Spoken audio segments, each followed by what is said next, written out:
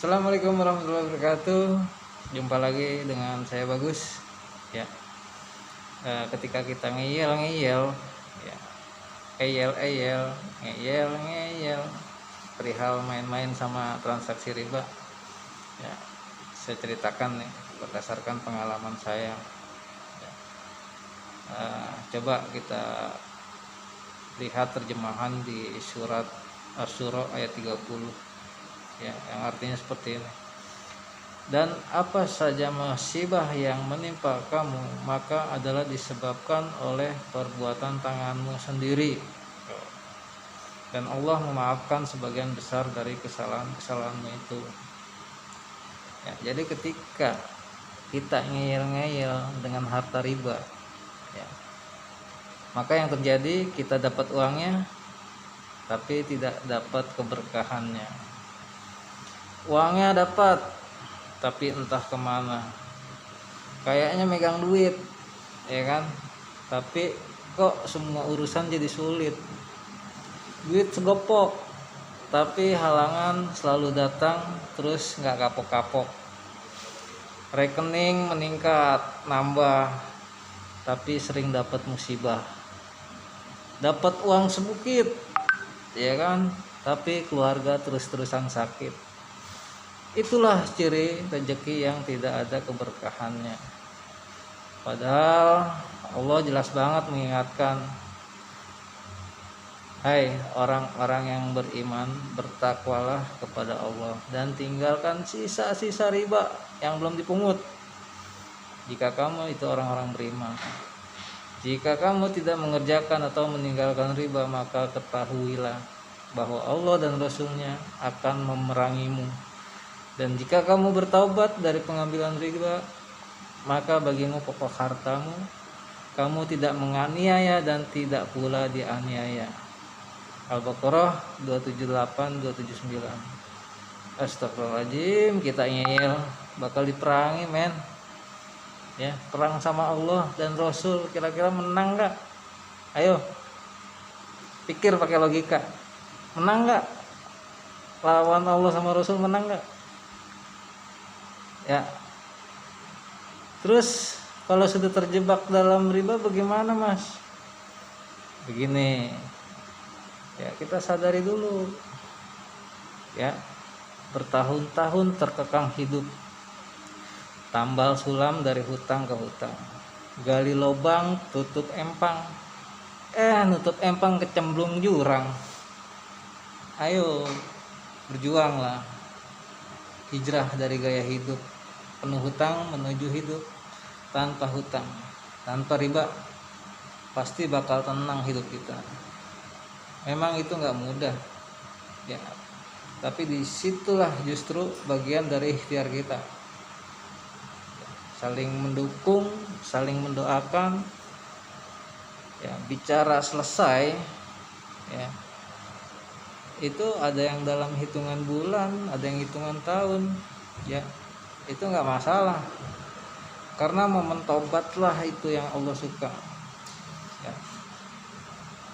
Hijrah adalah proses menuju ketaatan dan meninggalkan kemaksiatan, proses memperbaiki diri dan menahan diri untuk tidak mengulangi kesalahan yang sama.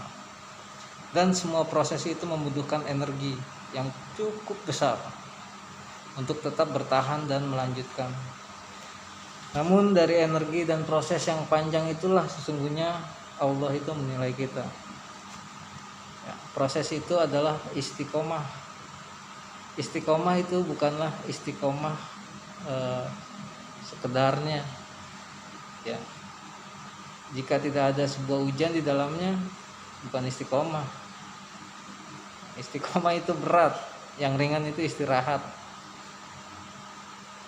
Ketika dalam kesulitan orang-orang meninggalkanmu, ya itu bisa saja karena Allah sendirilah yang akan mengurusmu. Ya, itu quotes dari Imam Syafi'i.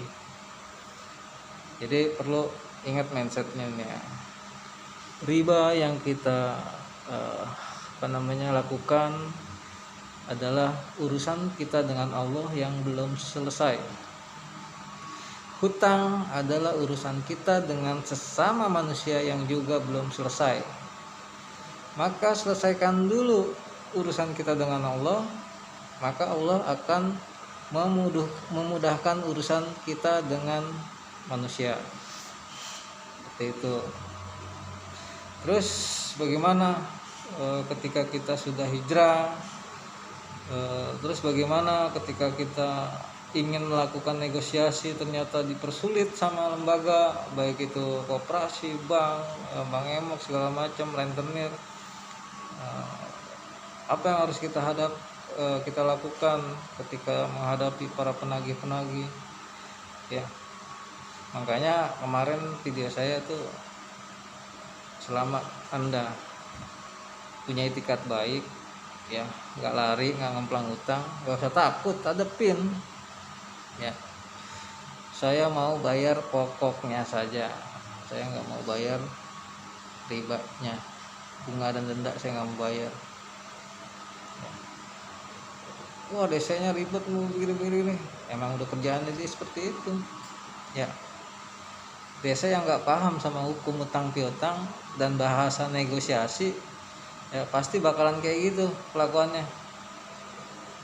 Kenapa kayak gitu? Karena mereka ngejar target, bonus sama apa?